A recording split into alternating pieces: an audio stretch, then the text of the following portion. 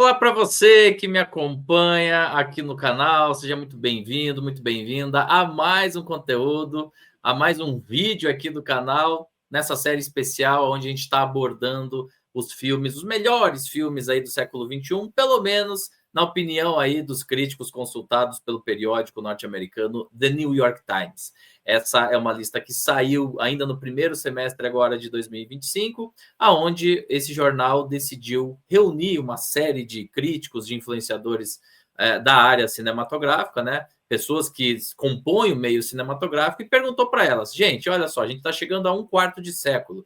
Quais são os melhores filmes até agora, né? Que chegaram aí ao conhecimento público? Vamos fazer uma lista desses 100 melhores filmes do século XXI até o momento. Dessa lista de 100 filmes, eu separei aí os 20 primeiros filmes para a gente falar um a um aqui no canal, nessa série especial, então, do jornal The New York Times.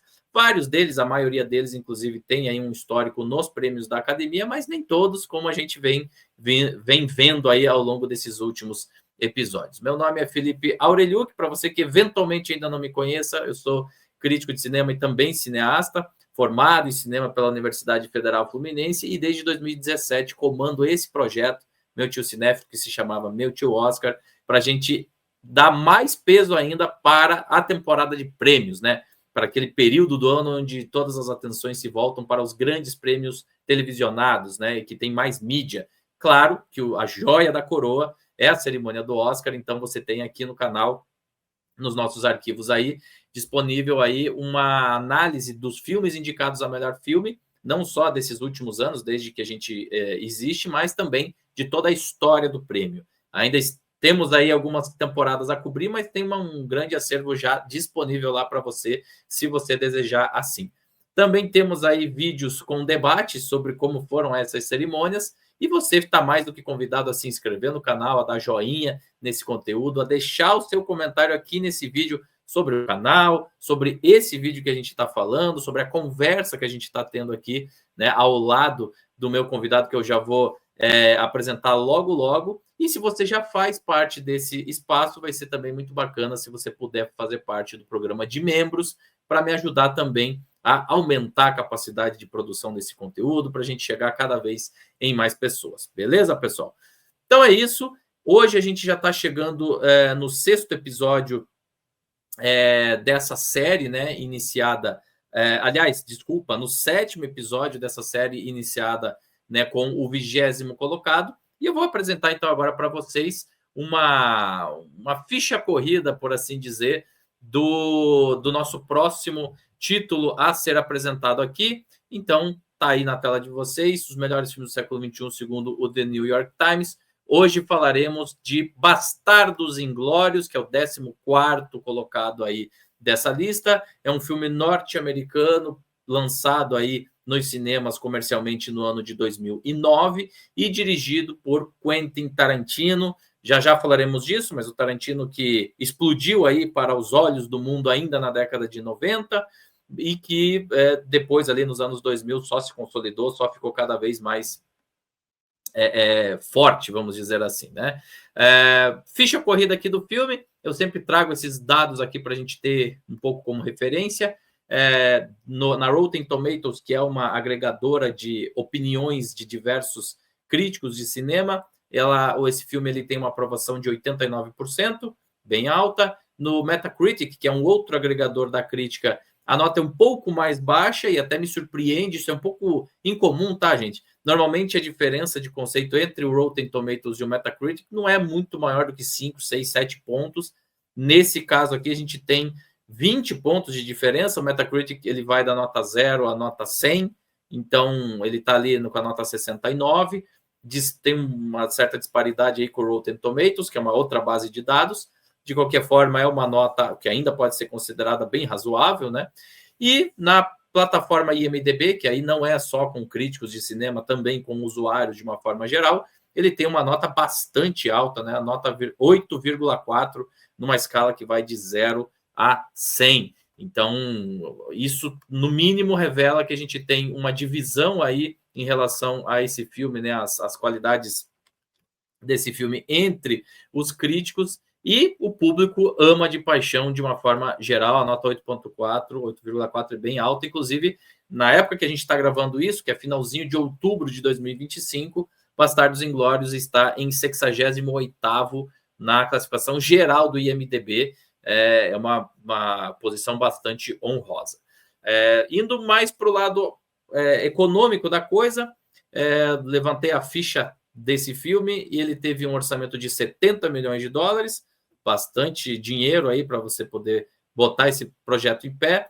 A bilheteria retornou 321,4 milhões de dólares no planeta inteiro, sendo que desse total, 37,5%, um pouquinho mais de um terço aí, veio do mercado norte-americano.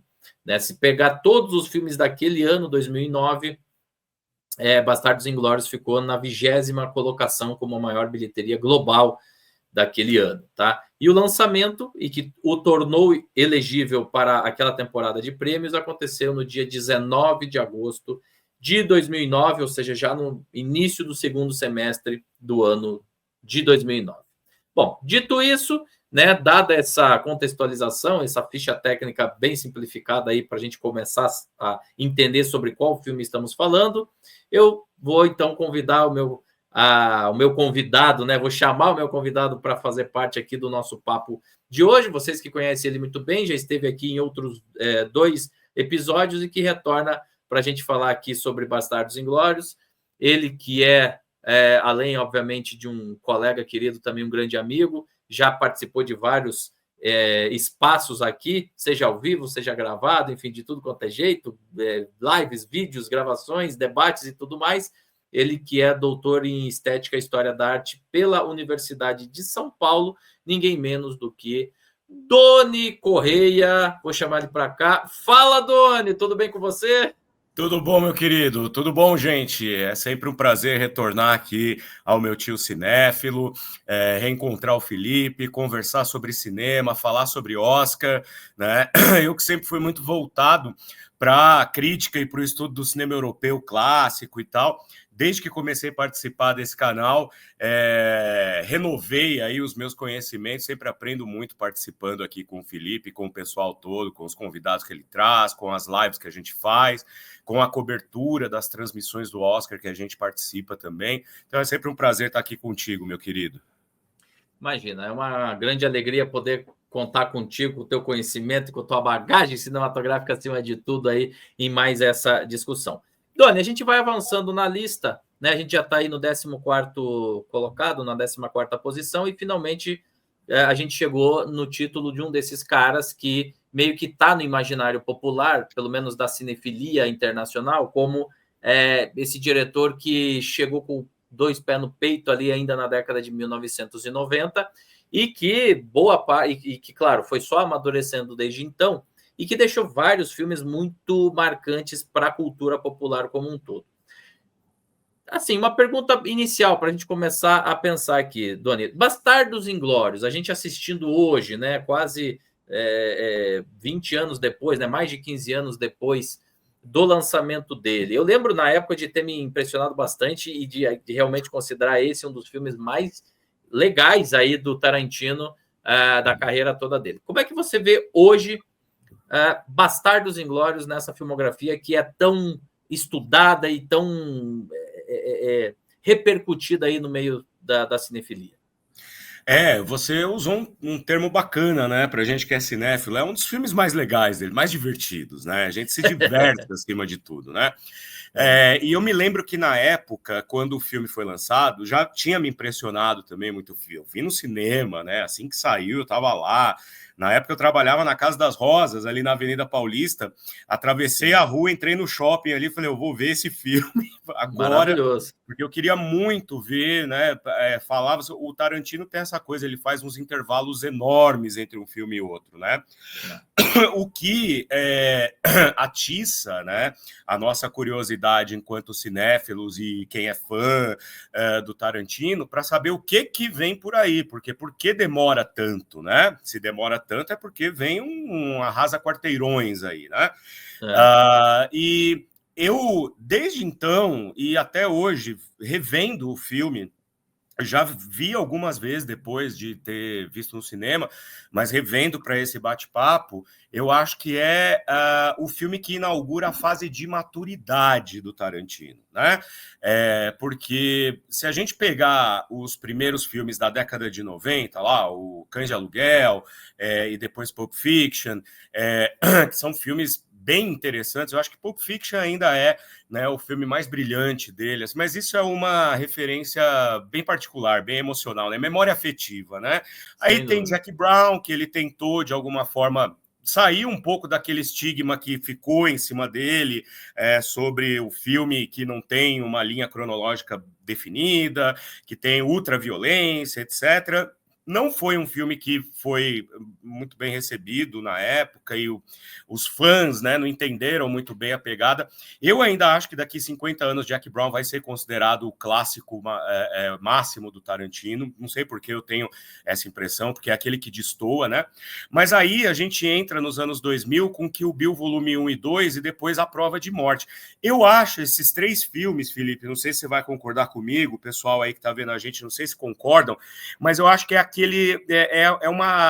uma trilogia de filmes fetiches. É assim, eu quero fazer os filmes que tragam todas as referências que eu tive quando jovem, enquanto trabalhava na locadora, vendo os filmes super obscuros do Oriente, minhas referências de quadrinho, etc. E agora que eu sou muito rico e muito influente, eu vou fazê-los, né? Só porque eu posso. Né? Perfeito. E eu acho que o Bill 1 e 2, principalmente, porque A Prova de Morte passou um pouco batido na época, né?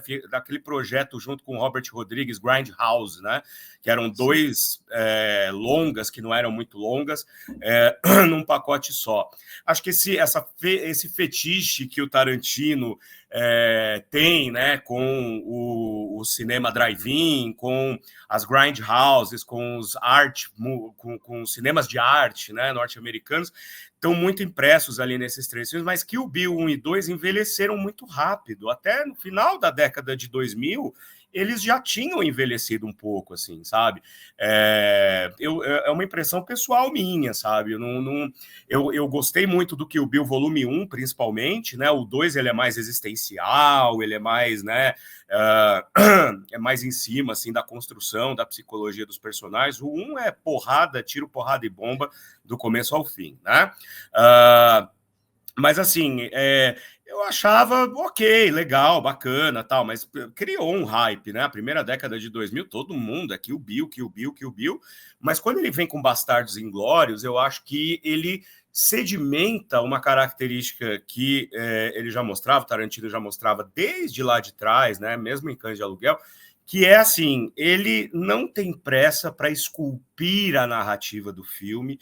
E o Tarantino, ele é um brilhante escritor de diálogos. Isso não tenho o que dizer. Eu acho que poucos diretores da geração dele, poucos roteiristas da geração dele têm a capacidade de escrever diálogos, de envolver o espectador na construção da psicologia dos personagens por meio da troca de diálogos como o Tarantino. E ele não tem pressa, é aquilo que eu falei.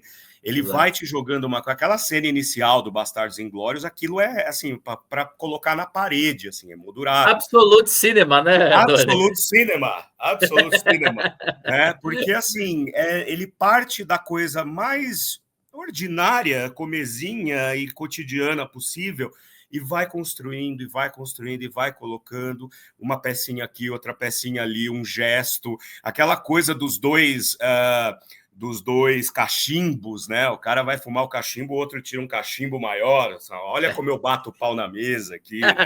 Como eu mando na o tua meu casa, é maior, né? Como o meu é maior que o seu, né?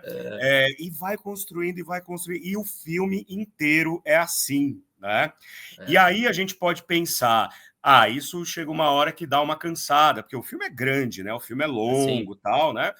Mas não, ele passa que você não vê, porque é tão envolvente a maneira como o Tarantino vai construindo cada quadro, né, do filme. E essa é uma outra característica. Embora a gente tenha uma personagem que vá permear toda a história e que seja o mote principal ali, que é a Shoshana Dreyfus, né, que sobrevive ao massacre ali dos judeus no começo do filme. O Tarantino ele consegue colocar outros personagens e dar igual valor a eles, de maneira que a gente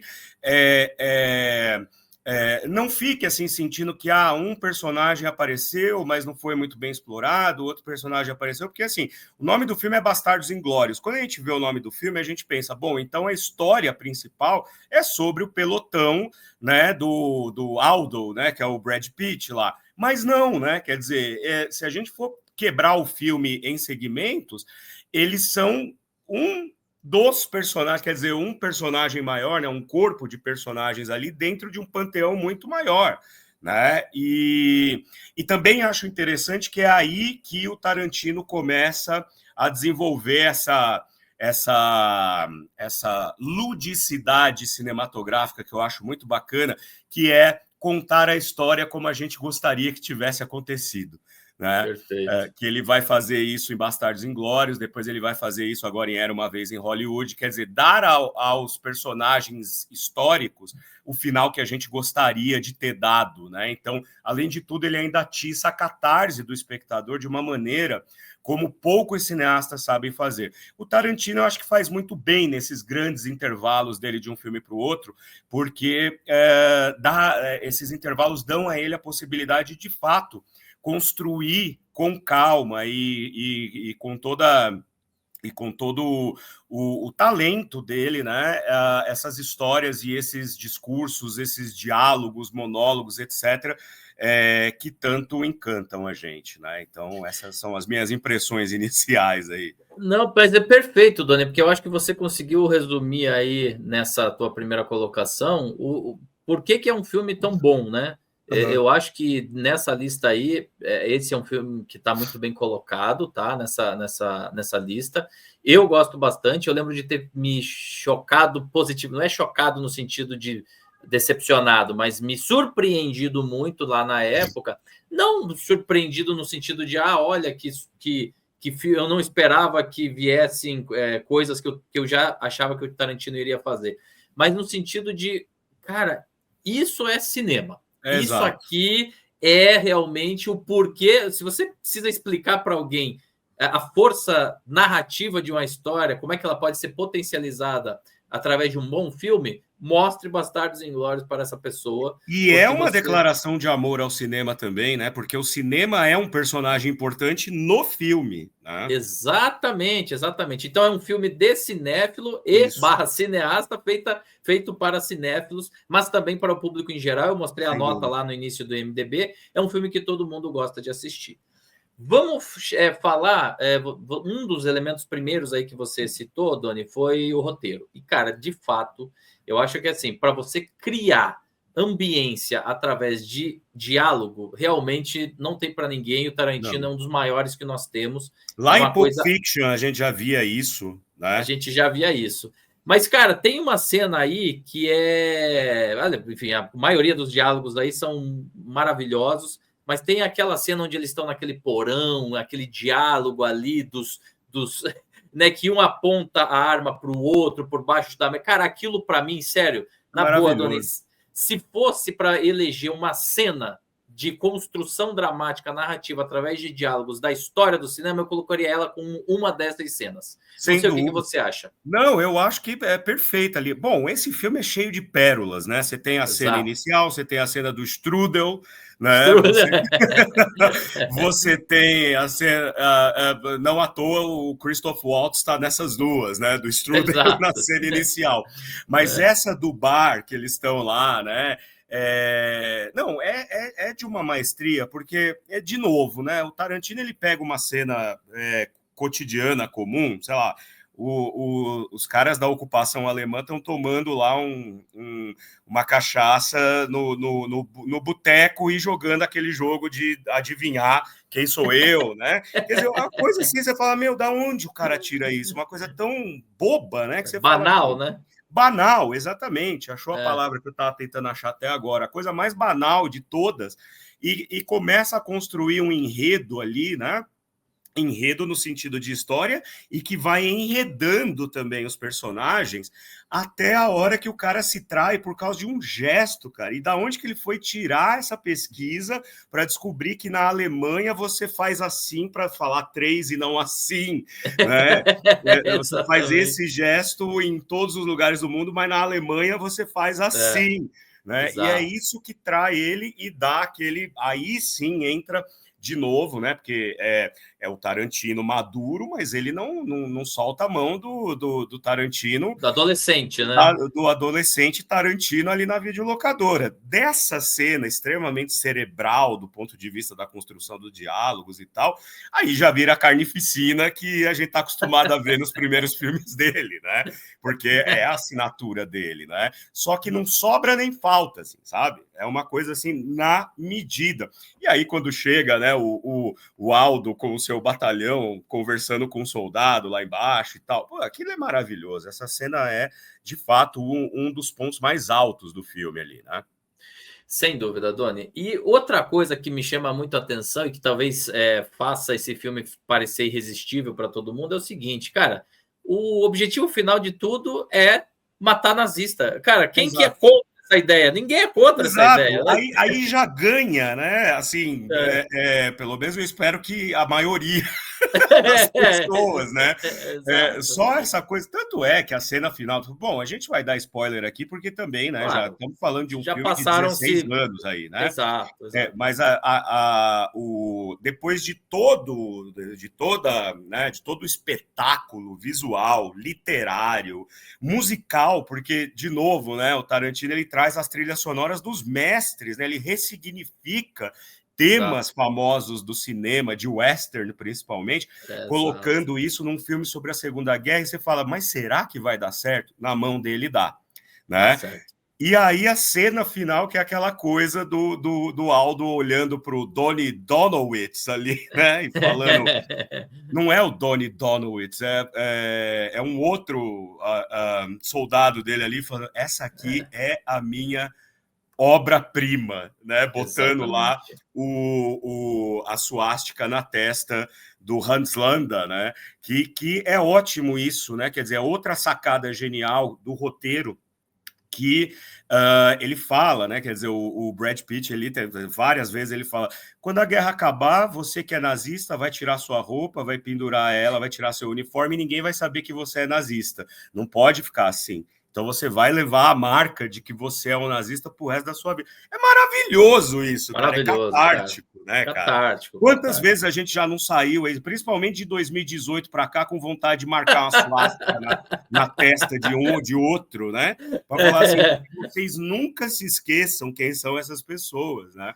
Exatamente. Então eu acho que esse filme também tem um senso, e é meio premonitório, né? Porque ele sai em 2009.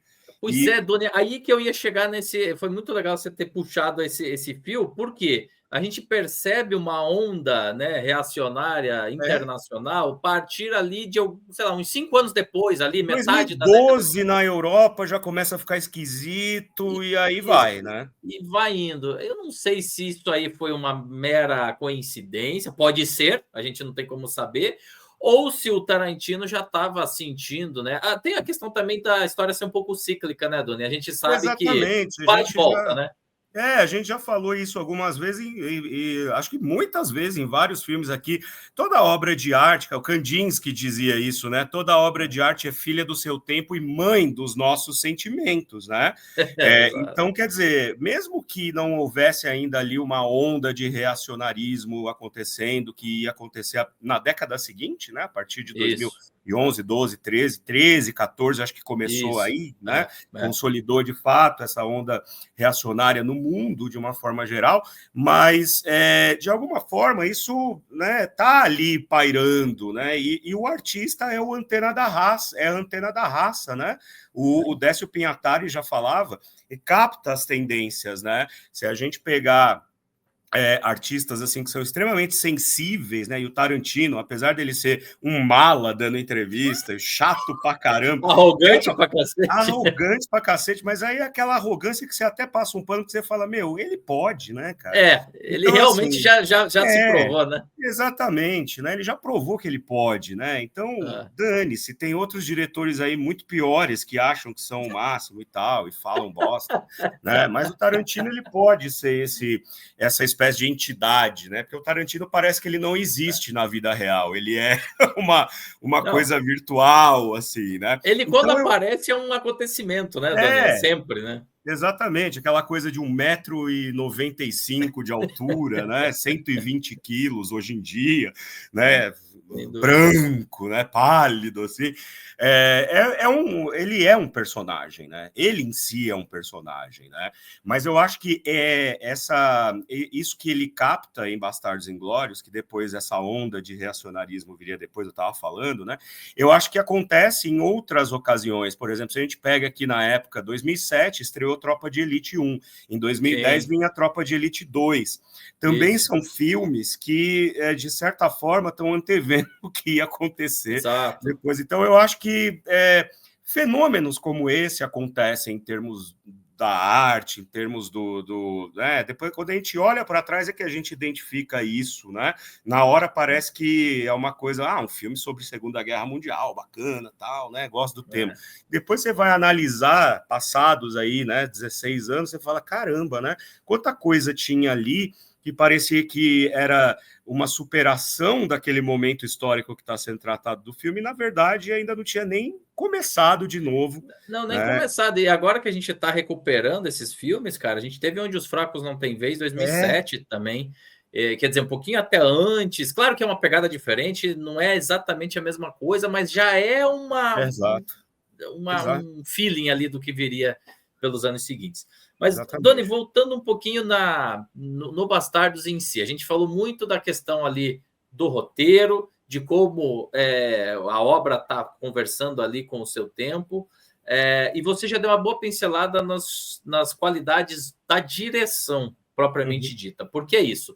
O Tarantino, ele escreve muito bem, ele consegue reunir várias referências da cultura pop e da história como um todo para construir um enredo bacana, mas, cara, a maneira como ele coloca a câmera, a maneira como ele faz os enquadramentos, como ele apresenta os personagens, só poderia vir também de um cara extremamente habilidoso e consciente do que está fazendo, tá certo?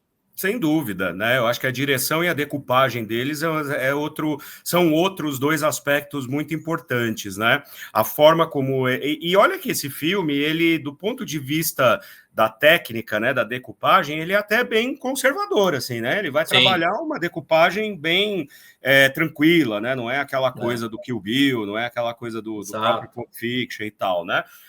Mas, ao mesmo tempo, ela se justifica pela própria forma como ele vai construindo, né, cada quadro, porque é um filme de quadros, né, que é um filme de episódios. A gente vai seguindo esses episódios e todos eles no final se juntam, né, na grande catarse ali do cinema pegando fogo e tal. Mas eu acho que a direção dele, né, a mão do diretor ali é muito interessante, é muito forte, é um dos pontos altos do filme, a maneira como ele constrói o personagem do Brad Pitt, como ele dirige o Brad Pitt. Porque, assim, o Brad Pitt, ele não é um herói de guerra desses filmes que a gente está acostumado a ver. Ele é um carcamano, cara. Ele é, assim... É aquele cara que saiu do interior do Texas, entendeu? E ele tem uma missão que foi dada a ele, que é matar nazista. E ele vai fazer isso como quem mata, como quem abate o gado na fazenda dos pais, entendeu? Né? E é tão carcamano que, assim, não tem aquela coisa do não, né? Ele tem que ser um agente infiltrado, tem que aprender a falar o italiano. Não, ele vai de buongiorno mesmo, né? E obviamente que ali vai dar errado quando a gente vê aquela cena do saguão do cinema. É lógico que vai dar errado, os caras não estão falando italiano. Ali o Tarantino, ele sai de um registro dramático, né, que é a história da Xoxana e tal, e vai para comédia quase pastelão, né, na hora que o Hans Landa, que ao mesmo tempo é um personagem sanguinário, mas ali se torna meio que ali aquela cena de galhofa, né, quer dizer, o filme sai de um extremo para o outro e a gente nem sente, né, e eu acho maravilhoso a maneira como o Tarantino dirige as cenas que envolvem o batalhão do Aldo, né? Maravilhoso. É como eu falei, né? Tipo, quando você pensa no Brad Pitt num filme de Quentin Tarantino, você fala, pô, o cara vai ser o herói do filme, né? Aquele arquétipo do herói matador de nazistas. Cara, ele é um caipira. Né? Exatamente. E a gente ama. A gente ama o cara, velho. Ele é humano, né? De verdade. Ele não é um personagem construído segundo o cinema idealista norte-americano quando fala da guerra, né? Por exemplo. Exatamente. E perceba, né? A gente nesse filme, ao longo da história, a gente fica tenso, a gente ri muito. A gente se emociona, a gente fica com aflição. Então, assim, ele também transita muito entre vários gêneros de uma forma muito confortável, né? O Tarantino ele consegue realmente criar situações e desenvolver personagens de uma forma que é rara mesmo, cara. E quebra as expectativas, né? Porque na medida em que ele não dá um final redentor para Xoxana, pelo contrário, né? É um final trivial, assim, tipo, isso poderia acontecer com qualquer um. Não é porque ela é a heroína do filme que ela vai sair de lá com o cinema pegando fogo atrás e andando em direção à câmera, né? Não, ela é morta pelo cara ali dentro da cabine e tal. Na verdade, o grande herói é o assistente dela, né? Que é um negro, né? Também tem isso. É um personagem negro francês, né? Ali na França ocupada, que põe fogo no cinema e consegue, né? Levar para frente o plano de vingança dela, né? Então, assim, é um filme cheio de quebras de expectativas, justamente por isso que você falou, né, Felipe? Essa coisa de ir para comédia, para o drama, para a ação, ir pulando de gênero em gênero, e depois dar um final catártico para a gente, né? Quem não gostaria que aquilo tivesse acontecido de verdade, né? Nossa, com certeza. Isso sem dúvida. Vai ver, até aconteceu, né? Mas mentiram para a gente. Vai que, né, Doni? Tarantino é um Illuminati, ele sabe das coisas que a gente não sabe, né? Ele sabe das coisas.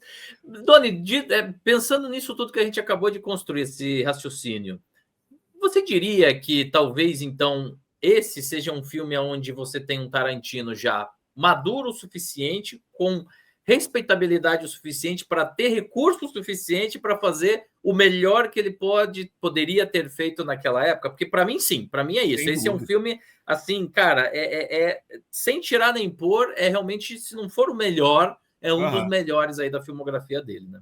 Eu também acho, eu acho que, assim, em termos de fatura, né, em termos de construção, eu acho que Bastardos Inglórios é o ponto máximo do Tarantino ali, o ponto máximo da maturidade dele.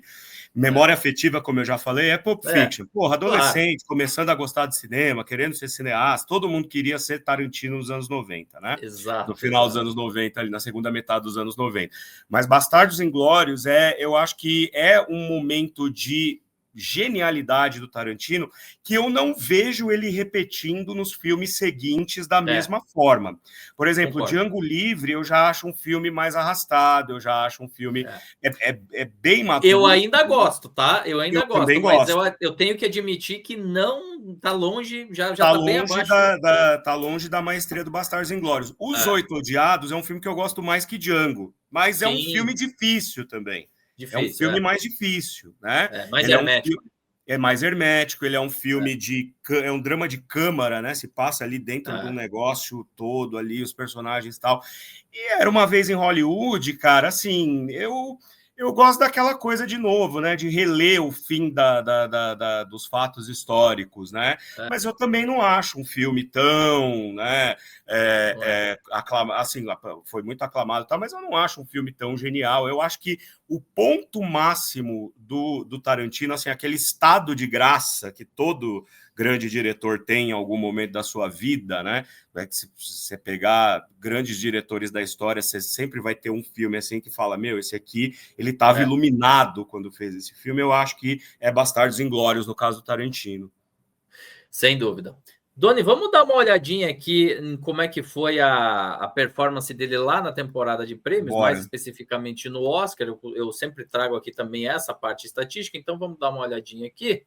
Estou botando na tela aí para o pessoal ver. Então vamos lá. Lá no Oscar 2009, que foi quando ele concorreu, ele teve aí 8 indicações, ou seja, um número bastante alto aí de indicações, venceu apenas em uma categoria. Tá aí a foto do Christoph Waltz vencendo na categoria de melhor ator coadjuvante, ele segurando a estatueta, né? Foi um dos primeiros prêmios até daquela cerimônia. Inclusive, foi a cerimônia, pela primeira vez, a gente tinha 10 indicados a melhor filme, depois ali a primeira vez, veja bem, gente, lá atrás, na décadas de 30 e 40, a gente tinha verdade. isso.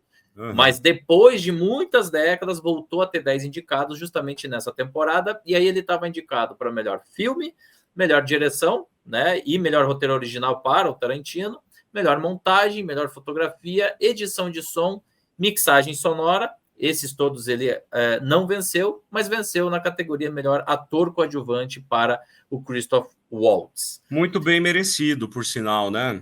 Pois é, essa era a primeira coisa que eu ia jogar aqui já, Doni. Eu acho que não tem muito como a gente questionar a qualidade do Christoph Waltz nesse papel, que não é trivial também, né?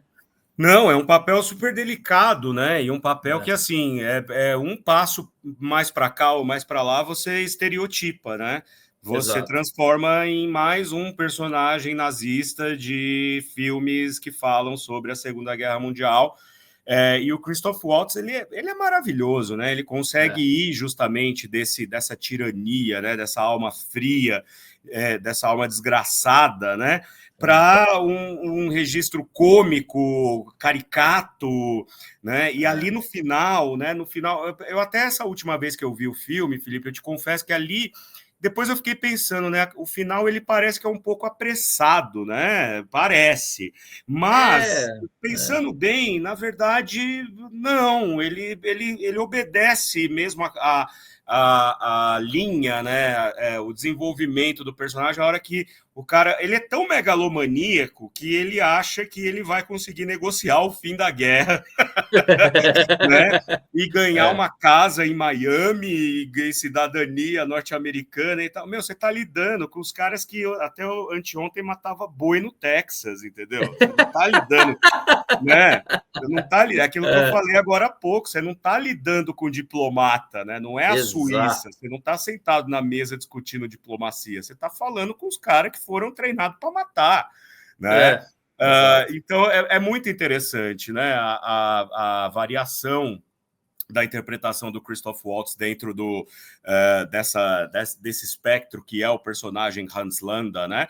Acho que tem ali um exagero, que é a hora que ele enforca a atriz lá dentro da sala de projeção do escritório do cinema. Acho que aquela cena sobrou. Acho que a única coisa fora ali, na minha opinião, que sobrou foi essa cena. De resto, ele entrega uma super interpretação e tal, e muito merecido, né?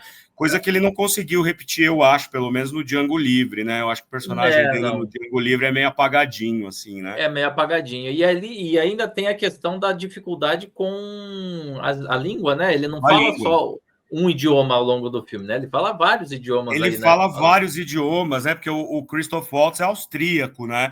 E ali, então, ele tem que falar um alemão da Alemanha, que é um alemão né? Castiço, digamos, raiz, né? E ali ele fala italiano, e ali ele fala inglês, e ali ele vai falando, né? Então, tem esse desafio também. Eu acho que foi merecidíssimo esse prêmio. Agora, olhando as outras indicações, eu até te pergunto, Felipe, se o Tarantino vai virar outro Scorsese aí da academia, né? Porque já não é a primeira vez que acontece isso, né? Lá atrás, já, desde Pulp Fiction, né? Mas só para a gente ter como referência, já que você tocou nesse assunto, foi muito bom ter falado. Nas categorias que o Tarantino estava diretamente aí, né, concorrendo, ou seja, roteiro e direção, a direção especificamente desse ano, ele perdeu para a Catherine Bigelow, do filme Guerra ao Terror, né? Foi, na verdade, nessa cerimônia foi a primeira vez, inclusive, que uma mulher venceu aí nessa categoria. O Guerra ao Terror, inclusive, foi considerado o melhor filme pela Academia nessa Olha mesma... outro filme que antecipa muita coisa do que a gente vê hoje, né? Que curioso isso, não? Curioso, com certeza. E melhor roteiro original foi para o Mark Boal, que foi justamente do filme Guerra ao Terror. Então, o grande carrasco, vamos dizer assim, desses... Foi o Guerra ao Terror. Foi o Guerra ao Terror, que é realmente um filmaço. Agora, falando de Quentin Tarantino especificamente, é bom a gente lembrar que ele já ganhou o Oscar, tá, Doni? Ele ganhou pelo Pulp Fiction, tá? Ele recebeu o Oscar de melhor roteiro lá, né? em o Roger 1994. Avery, né? Isso. Ele e o Roger Avery, né? E em 2012 ele ganhou pelo Django, também melhor roteiro original, Django Livre, né? Sim. Então, ele, na verdade, é besteira. Por isso que é bom falar com quem entende da bula. Não, mas imagina. Mas assim, Dani, o que eu ia falar em relação, agora que a gente relembrou os filmes que estavam concorrendo nesse ano, então Guerra ao Terror era o grande filme, né? Era a grande produção a ser batida naquele ano, mas era um ano que tinha também, por exemplo, o Avatar, que é uma outra pegada completamente diferente. Você tinha... Eram 10 indicados, né? Então você tinha outros filmes aí que depois foram se apagando. Você teve, por exemplo, o Distrito 9, que é do... Bom filme, hein? Eu gosto. Não, eu bem também gosto bastante. Bem interessante. Você teve o Educação, o Up, Amor Sem Escalas, que é aquele filme Up in the Air, né? Amor Sem Escalas, que é com o George Clooney. Enfim, você teve uma série de outros títulos, mas os três grandes ali, vamos dizer assim, era realmente Guerra ao Terror, Avatar e o Bastardos Inglórios, eram os grandes filmes ali. E assim, Doni, é fácil para a gente falar em retrospecto, né? Olhando tudo o que aconteceu depois. Mas ali, no momento histórico, era o momento ali de Guerra ao Terror, você tinha ali uma repercussão daquelas guerras... Estavam lá, o Bin Laden ia ser encontrado no ano seguinte, né? Exato. Em 2011, então, né? Então tinha isso mesmo. Então tinha isso. Agora, que dava uma, vamos dizer assim, um frenesi de votar no Bastardos Inglórios, dava, né? Dava, com certeza. Não, se a gente pegasse, né, aquela pergunta que você sempre faz quando a gente fazia os debates sobre cada temporada, né, com a cédula na mão, e aí, né? Com certeza era Bastardos Inglórios para mim, assim. Não, sem dúvida. Doni, pensando agora em questões, porque a gente vê que além dessas categorias principais, a gente teve ali, né, uma lembrança ali em categorias como fotografia, mixagem sonora e tudo mais, montagem, outra coisa que também está muito bem redonda, né, e que, assim, na minha opinião, uma grande obra, né, além de, obviamente, ter uma grande história, bons personagens, excelente direção e tudo mais, ser um fruto do seu tempo, mas esses detalhes, eles só ajudam a melhorar ainda mais a obra. Cara, fotografia desse filme eu acho absolutamente maravilhosa, e a parte sonora também, que se você comparar para pensar, aqueles momentos de tensão, se não é uma construção sonora eficiente, você também não entra na onda. Tô certo? Não, tá certíssimo, né? O desenho de som desse filme, eu já tinha falado da trilha sonora, da trilha musical, né? Do uso da trilha musical, da reciclagem, né? De temas famosos, né? Exato. E assim, é um ato de coragem, né? Porque você não está pegando uma música de um filme que ficou obscuro lá dos anos 50, você está pegando Ennio Morricone, Dmitri Tiomkin, né? A galera que compunha trilhas para grandes clássicos do western, né?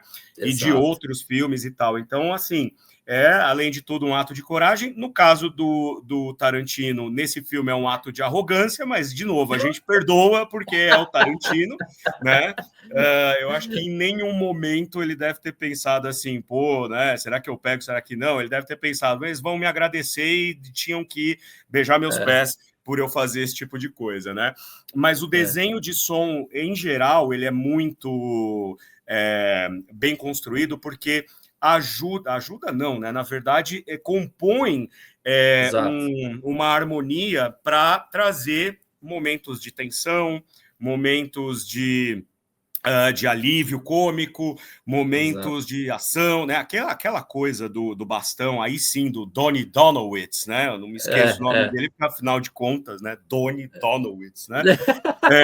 Ele vem de lá de dentro da caverna, batendo o taco de beisebol na parede, e a gente vai ouvindo, e aquele negócio vai crescendo, e a galera em volta, assim, né? Né? Então, e mesmo a coisa do filme alemão que vai ser exibido, né? Como é que é o nome do filme? É o Herói da Nação, não é? Eu acho que é uma coisa por aí. Que é aqueles filmes, além de tudo, Tarantino, né, coloca o nome do filme, né? Acho que é o Herói da Nação, ou sei lá, que é o tipo de nome de filme alemão daquela época, né? O tipo de Triunfo da Vontade, né? Judeu Eterno, Olímpia, né? Então, até nas referências ele manda bem, mas o som do filme, sem dúvida, é sensacional, né? Nos momentos de silêncio, de novo eu volto na primeira sequência, né? Como aquela tensão vai sendo construída com silêncio também, né? Com a economia dos diálogos, do diálogo, no caso do rapaz que é o dono da casa lá e tal, né? Que ele só fica, né? Sim, ali. O momento em que ele denuncia que de fato ele está escondendo os judeus lá no porão dele, né? Que ele não fala nada, é só gesto e expressão e o silêncio, no fundo. Né? E como é reconfortante, né, Doni, você começar a ver um filme com aquela sequência inicial, cara. Cara, você já valeu meu ingresso, já tô de boa aqui. Daqui para frente, cara, já tô satisfeito, né? Quando aquela sequência vem como cartão de visita, você já sabe que a partir dali, cara, ó, valeu cada centavo, né? E é uma sequência que começa despretensiosamente. Eu me lembro até hoje que quando eu tava lá no cinema, começou, tal, não sei o quê, pá.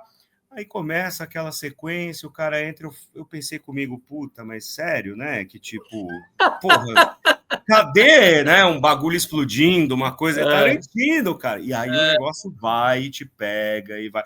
Em que pese o fato de eu ter 16 anos a menos, então, obviamente, a maturidade é outra, né? O conhecimento ali é outro. Mas a partir daquela sequência, o que vier, você sabe que tá acima da média, acima da expectativa. É que depois daquilo ali, Doni, você confia. O que ele tiver para te entregar, com certeza vai ser alguma coisa num nível muito mais alto do que a média. Doni, você falou muito bem, olha, 16 anos de diferença entre as duas absorções imagéticas aí e sensoriais dos filmes. E que pese você ter visto no cinema lá na primeira vez e agora você ter revisto na sua casa, mas alguma coisa mudou muito? É um filme que melhorou com o tempo, piorou com o tempo, se manteve? Na tua percepção, como é que foi essa segunda vez aí, essa nova visualização? Olha, para mim, pessoalmente, ele só melhora, porque assim, a Segunda Guerra Mundial é um assunto que eu amo, a Primeira e Segunda Guerras Mundiais, assim, uma coisa que eu aprendi de berço. Meu pai gostava de pesquisar isso, ele era fascinado por essa pelas questão, histórias, né? Pelas histórias, né? Mas diferente do meu pai, o que me fascina tanto na Primeira Guerra Mundial, na história da Primeira Guerra Mundial, quanto na Segunda, é esse arco de ascensão do nazismo, né? Que depois da Primeira Guerra Mundial é gestado ali o ovo da serpente e que vai... Então, eu sou fascinado por esse aspecto de como o nazismo conseguiu mobilizar uma nação inteira em torno de ideias que hoje a gente pensa, hoje tem muito fã ainda, né? Mas que você só precisa ter 2 neurônios funcionando para você saber que, né, é inaceitável. Mas eu sou fascinado por isso, né? Eu sou fascinado pelos temas relacionados à Primeira e Segunda Guerras, principalmente do ponto de vista da ascensão do nazismo, né? Quer dizer, é um dos meus objetos de estudo, inclusive no cinema e na história e tal. Então, para mim, quanto mais o tempo passa e mais eu tomo contato com fontes históricas e leio e descubro coisas e tal, mais o filme tem força, porque ele é minucioso. A pesquisa que o Tarantino fez ali para construir aquela história é de coisas simples, né, cara? Tipo, já começa com aquele bate-papo sobre leite, né? Que é o cara, eu soube que você é um dos caras que produz o melhor leite aqui da região, cara. Quando que quando que você vai imaginar que de uma conversa dessa vai evoluir para um filme como esse, Bastardos Inglórios? Como vocês já perceberam, eu sou bastante fã desse filme, né? Bastante emocionado a respeito dele, né? Então, para mim, ele só melhora, cara. É o que eu falo. Eu acho que é a obra-prima do Tarantino até aqui.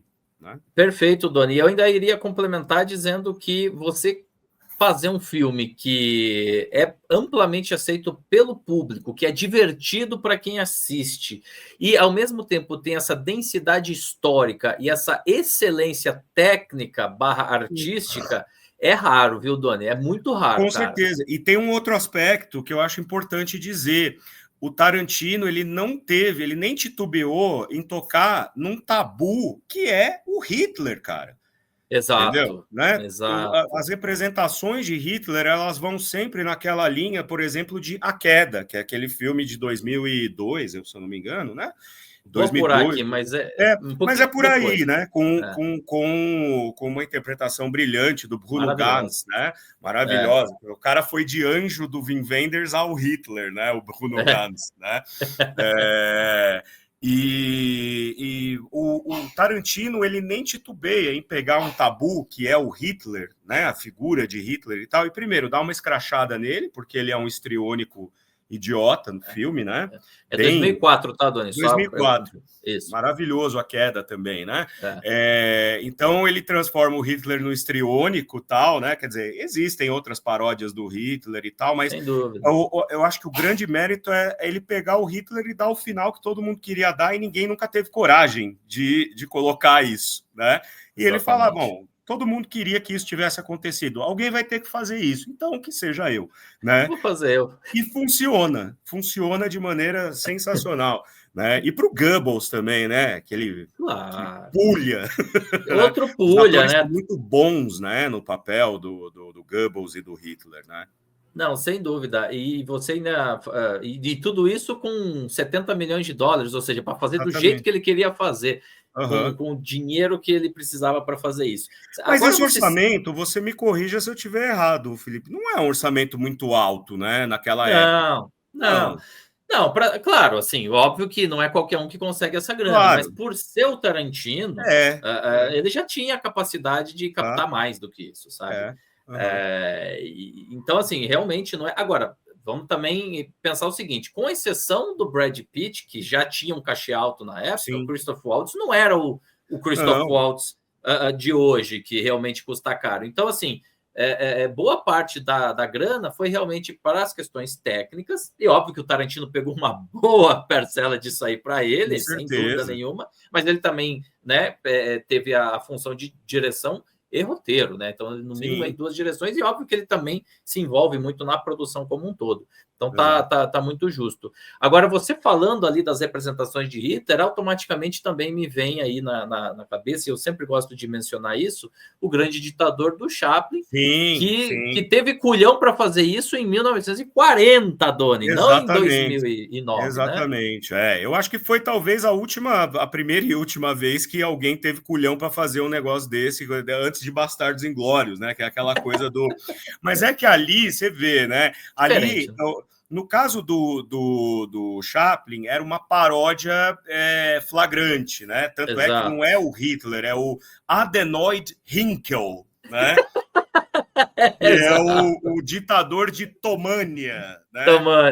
Exatamente. E é óbvio que a pessoa vai olhar e vai fazer essa ligação. Agora, bom, o Chaplin, ele teve também a maestria de conseguir escrever um roteiro que parece que estava sendo escrito em cima dos acontecimentos, né? Exato. É impressionante. Ali, a vingança do bigodinho, né? Ele roubou meu bigode, agora eu vou te humilhar, né? E o fez de fato. Agora, pegar o personagem Hitler e ficcionalizar de maneira que dê um final que era o que todo mundo gostaria de ter visto, né? É uma novidade. Lá em 2009 foi uma novidade, né? E eu acho que Sem dúvida. ele mandou muito bem, assim, entendeu que o espectador responde muito bem a esse tipo de liberdade narrativa, né? Essa coisa Sem de dúvida. reescrever a história, né? Ainda que seja da coisa lúdica, né? No plano lúdico.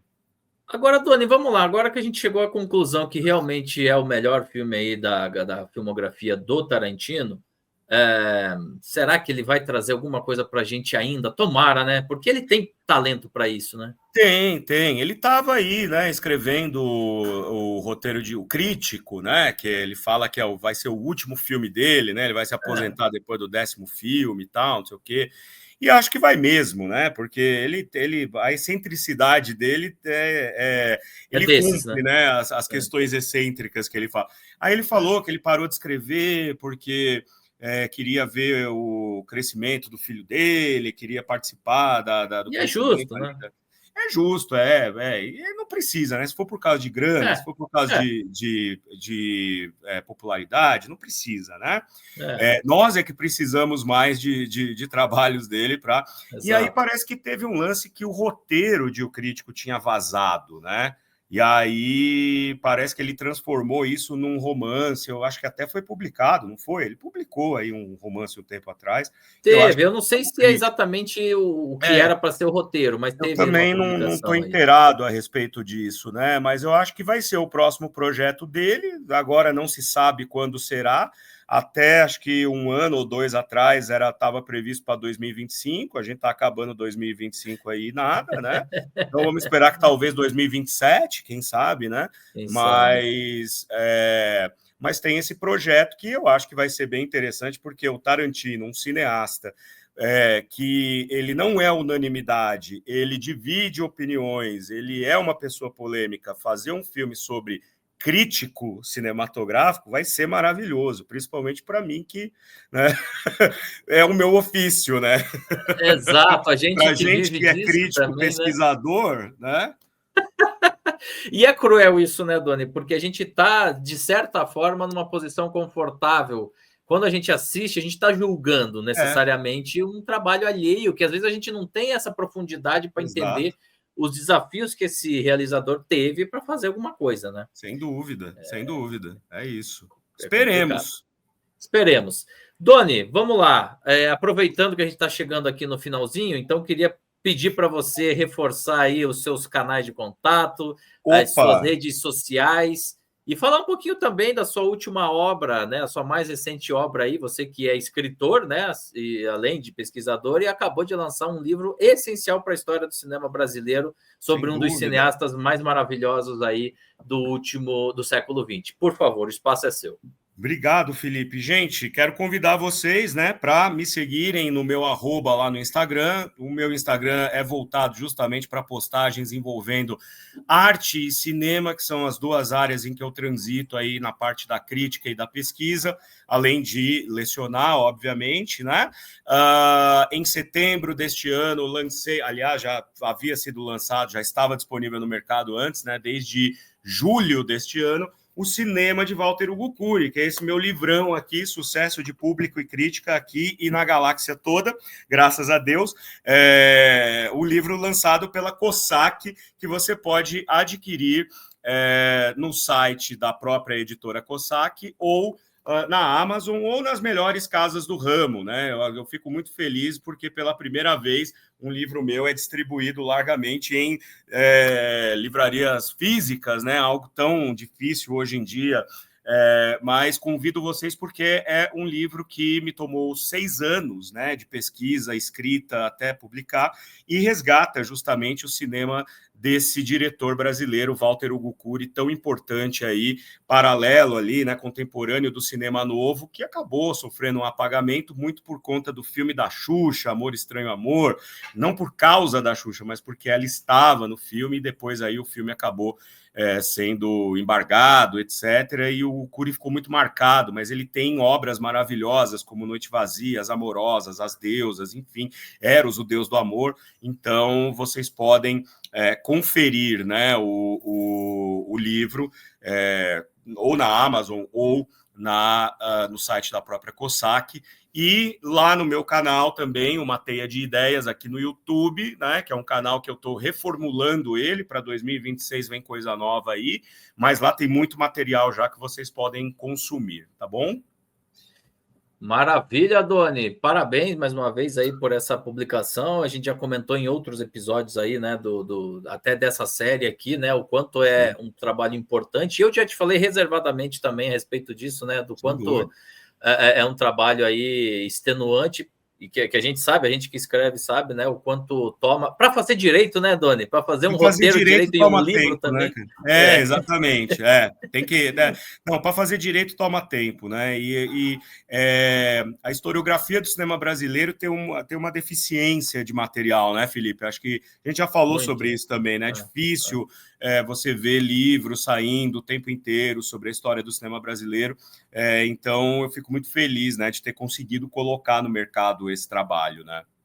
Sem dúvida. Uma última coisa que me ocorreu aqui, antes da gente encerrar, Doni, ainda de Bastardos Inglórios, eu lembro que na época que saiu, a galera aqui no Brasil, da crítica, agora que a gente está falando bastante da nossa turma, gostou também. E eu acho que o fato dele ser dele ter essa catarse e essa construção narrativa tão eficiente faz com que também seja um filme que no mundo inteiro você vai conseguir ter uma absorção eficiente dele, dos temas dele e da linha narrativa dele, né, cara? Acho que é só realmente quem não tem os dois neurônios completamente formados para não entender qual é a mensagem desse filme e não se conectar com a história, né?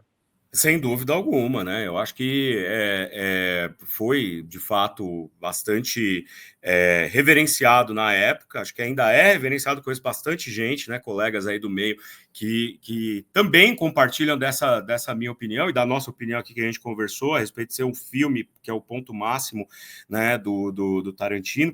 E me veio agora, né, você falando dessa coisa da crítica mundial e tal, me veio a tradução maravilhosa do título desse filme em Portugal, que é o Sacanas Sem Glória. Né? Maravilhoso. As traduções portuguesas são maravilhosas, gente. Maravilhosas. Né? Porque aí você vê o sabor do idioma que a gente fala, né? Quer dizer, das variações linguísticas que a gente fala. Né? Então...